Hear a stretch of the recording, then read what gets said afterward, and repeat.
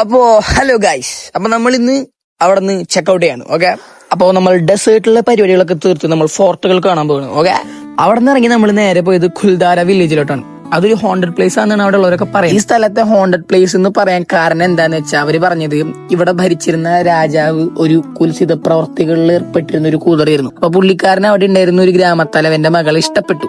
അപ്പൊ അവിടെ ജീവിച്ചിരുന്നവരെല്ലാരും ഒരു ബ്രാഹ്മിൻസ് ആയിരുന്നു ഫുള്ള്. അപ്പോ ആ മകളെ രാത്രി വേണം അങ്ങനെ ഡാർക്ക് പീരീഡിലൊക്കെ പറഞ്ഞപ്പോ അവിടെ ഉണ്ടായിരുന്ന എല്ലാരും എന്താ പറയാ പെട്ടിങ് കിടക്കൊക്കെ എടുത്ത് തന്ന് രാത്രി അവിടെ നിന്ന് എസ്കേപ്പ് ആയി. അപ്പൊ അവിടെ നിന്ന് പോകുമ്പോ അവരെല്ലാരും ആ സ്ഥലത്തെ ശപിച്ചു അടങ്ങിപ്പോണെന്ന് പറഞ്ഞു. അങ്ങനെയൊക്കെയാണെന്നാണ് അവർ പറയുന്നത്. പിന്നെ അത് കഴിഞ്ഞ് ഇവിടെ ആരൊക്കെ താമസിച്ചിട്ടുണ്ട് അവർക്കൊക്കെ നല്ല പണി കിട്ടിയിട്ടുണ്ട്, പ്രശ്നങ്ങളായി, സീനായി. അപ്പൊ അത് കാരണമാണ് ഈ സ്ഥലത്തെ ഹോണ്ടഡ് പ്ലേസ് എന്ന് വിളിക്കണമെന്നാണ് ഇവര് പറഞ്ഞത്. ഓക്കെ, അങ്ങനെ ഞങ്ങൾ ഇവിടെ നിന്ന് ഇറങ്ങി. ഓക്കെ, വെയില് വളരെ കുറവായ കാരണേ നല്ല രസമുണ്ട്. എന്നിട്ട് അവിടുന്ന് നമ്മൾ നേരെ പോയത് ജയ്സൽമർ ഫോർട്ടിലോട്ടാണ്. ഇത് അടിപൊളിയായിരുന്നു. ഈ സ്ഥലം എനിക്ക് ഇഷ്ടപ്പെട്ടു. നമ്മൾ കയറി ചെല്ലുമ്പോൾ തന്നെ അവിടെ കുറെ ഐറ്റംസ് വിൽക്കാനൊക്കെ വെച്ചിട്ടുണ്ടായിരുന്നു. എന്താ പറയാ, ചെറുപ്പറ ഡ്രസ്സുകൾ, കമ്മല്, മാല, വള, പൊട്ട്, അങ്ങനത്തെ കുറെ ഐറ്റംസ്. പിന്നെ കുഞ്ഞു കുഞ്ഞു ഐറ്റംസുകൾ ഉണ്ടാവില്ല, കുഞ്ഞു കുഞ്ഞു ആനകൾ, കുഞ്ഞു കുഞ്ഞു ഒട്ടകങ്ങൾ, പിന്നെ കുഞ്ഞു കുഞ്ഞു അങ്ങനെ എന്തൊക്കെയോ കുറെ സാധനങ്ങൾ, കാറുകളൊക്കെ ഉണ്ടായിരുന്നു. പിന്നെ കുഞ്ഞതല്ലാത്ത പലതും ഞാൻ അവിടെ കണ്ടു, കാണാൻ പാടിയിരുന്നു. ഓ മൈ ഗോഡ്. പിന്നെ ഈ ചേട്ടൻ എന്ന് കേട്ടോ എന്നിട്ട് നിങ്ങൾ പറ.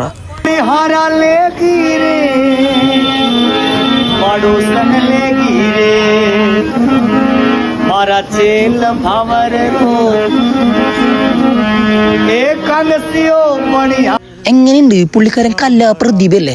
ഞാനത് കേട്ടിട്ടുണ്ടല്ലോ, ഇങ്ങനെ നിന്നുപോയി. Oh my God. ഞാൻ എവിടെ പോയാലും എനിക്ക് വഴിയിട്ടും, ഇവിടെ പോയപ്പോഴും എനിക്ക് വഴിയിട്ടെന്ന് മനസ്സിലായി. ഞങ്ങൾ നടന്നുകൊണ്ടിരിക്കുമ്പോഴാണ് ബാക്കിൽ നിന്ന് ഒരു വിളി, ഹേ തൂ കേരളാസിയായ. അവിടെ ഇരുന്ന് മാലയും വളയും കമ്മലൊക്കെ വിൽക്കുന്ന ഒരു ചേച്ചിയായിരുന്നു ഞങ്ങൾ വിളിച്ചത്. പാവം ചേച്ചിയിരുന്നത്. അത് ഞങ്ങൾ വിളിച്ചിട്ട് മക്കളെ പേടിക്കേണ്ട, നേരെ പോയി റൈറ്റ് എടുത്താൽ നിങ്ങളുടെ സ്ഥലത്തുനിന്ന് പറഞ്ഞതാ. ഞങ്ങൾ നേരെ പോയി ലെഫ്റ്റ് എടുത്തു. എന്നിട്ട് ഞങ്ങൾ എത്തിയത് ഒരു വ്യൂ പോയിന്റിൽ. അവിടെ കുറച്ചേരം അന്തം വിട്ട് കൊന്തം വേണ്ടി നിന്നു.